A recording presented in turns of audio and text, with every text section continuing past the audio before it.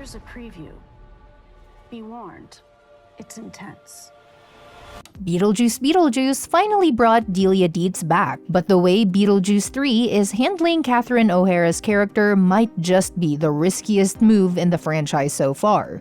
So let's dig into how Tim Burton has subtly hinted at an afterlife character that needs to make an appearance in Beetlejuice 3, and why the future of Catherine O'Hara's character could shake things up big time.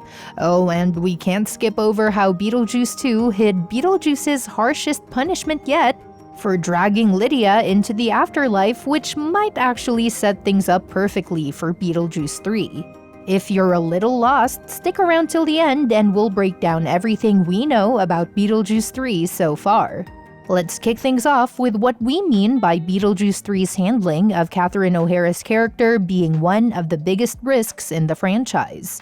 In Beetlejuice Beetlejuice, we finally got Lydia Deetz back, and it was a treat. She brought a lot of the funniest moments. But by the end of her storyline, things took a wild turn that could cause some big issues for the next movie. Delia's character had a major role in Beetlejuice 2, and her dynamic with other characters was a highlight. But here's the catch. Delia's ending in Beetlejuice 2 makes it pretty tricky for her to return in Beetlejuice 3.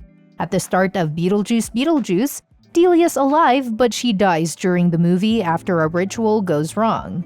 She gets bitten by 2 snakes and the venom kills her.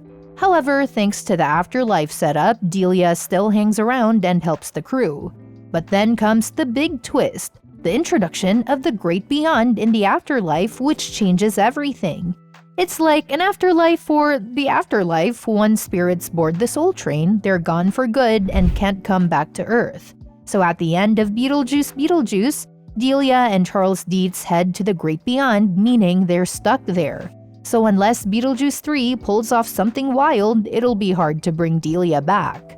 To make things even trickier, Beetlejuice 2's handling of the Maitlands has created a bigger problem for the potential return of Delia. In the original Beetlejuice, killing off Delia wouldn't have mattered much in terms of her coming back for a sequel. But with the new concept of the Great Beyond, things got a whole more complicated thanks to Adam and Barbara Maitland. The sequel introduced the Great Beyond as a place where spirits can't return from, which made it a neat way to explain the Maitlands' absence. Now, if Beetlejuice 3 somehow finds a way to bring Delia back from the Great Beyond, audiences will definitely start asking why the Maitlands can't come back too.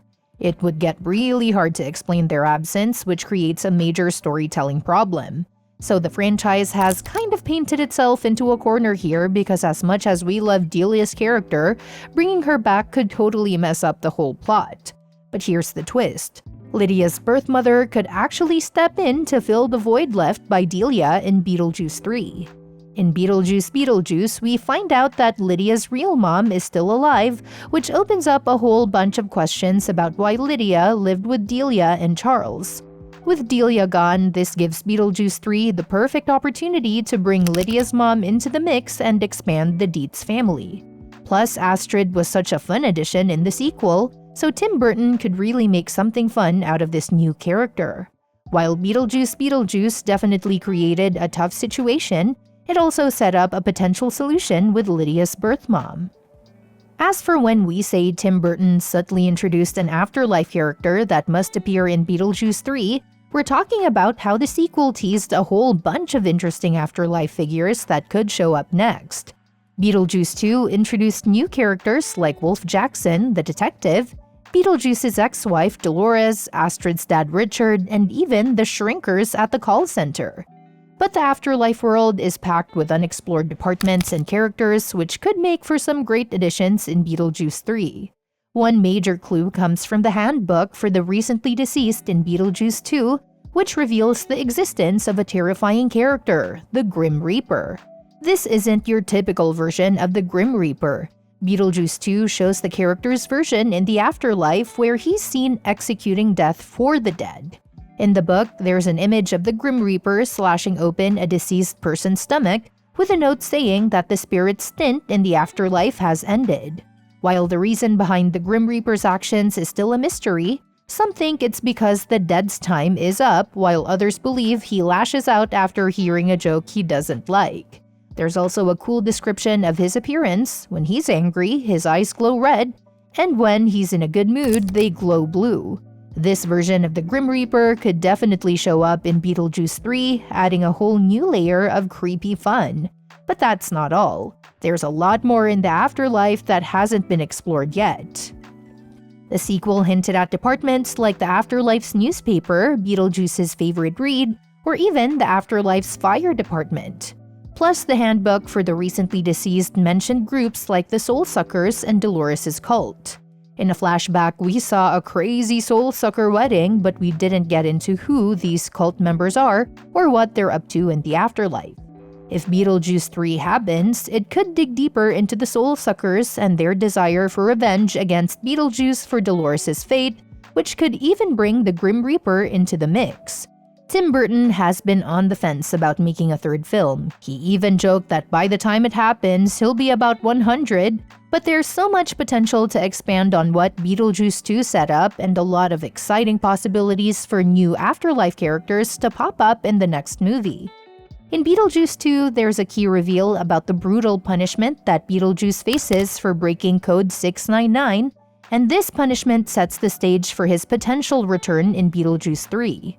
The punishment involves several harsh penalties, but the most significant one that Astrid reveals is that any marriages Beetlejuice has with the living are immediately voided, freeing Lydia from his clutches once again.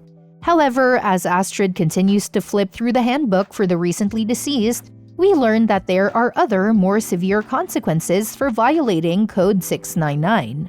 One of the additional punishments that isn't mentioned by Astrid includes extending Beetlejuice's afterlife by an extra 100 years. This means that Beetlejuice is stuck in the afterlife for a century more than he expected. Another penalty is that Beetlejuice is prohibited from entering the world of the living, which keeps him trapped in the Neither world. Additionally, he's forced into compulsory clerical work, such as his job at the Afterlife call center, which fits with the earlier movie's lore about ghosts forced into bureaucratic roles.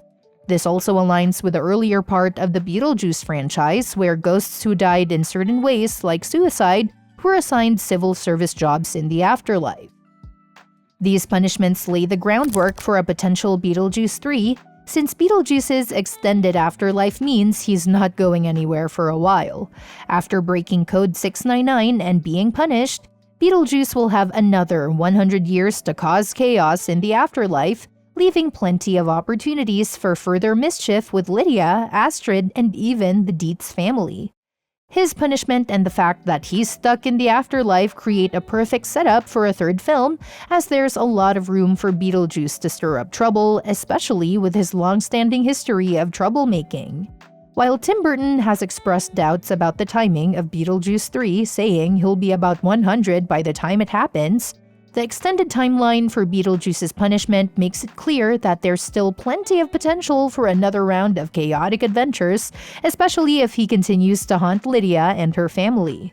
With his afterlife extended and his access to the world of the living revoked, it seems like Beetlejuice has plenty of time left to mess with everyone in his path, including the Deetzes, making Beetlejuice 3 a strong possibility in the future. And that's that for today's video. Thanks for watching, and we will see you in the next one. Your suggestions for future videos are always welcome in the comments below. Don't forget to like, share, and subscribe to stay in the loop.